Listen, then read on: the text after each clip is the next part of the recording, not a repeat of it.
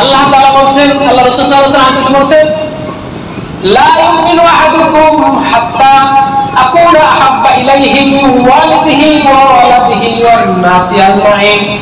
আল্লাহ রাসূল বলেন, পৃথিবীর কোন মানুষ ততক্ষণ পর্যন্ত ঈমানদার হবে না যতক্ষণ পর্যন্ত আমি রাসূলকে পৃথিবীর সমস্ত মানুষ থেকে ভালো না বাসে।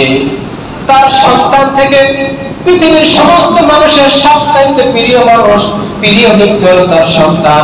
আল্লাহ বলেন, তোমাদের সন্তান থেকে আমি রাসূলকে বেশি ভালোবাসতে হবে। আবার তোমার পিতামাতা তোমার কাছে প্রিয়, তোমার পিতামাতা থেকে আমাকে বেশি বেশি ভালোবাসতে হবে।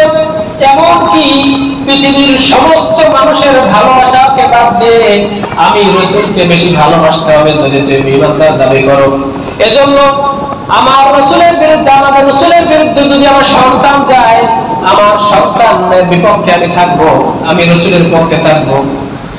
নূহ আলাইহিস সালামের সন্তান আল্লাহর বিরুদ্ধে হয়ে গিয়েছিল, এজন্য সন্তানকে ফেলে দিতে হয়েছে, সন্তান পানিতে ডুবে মারা গিয়েছে। কিন্তু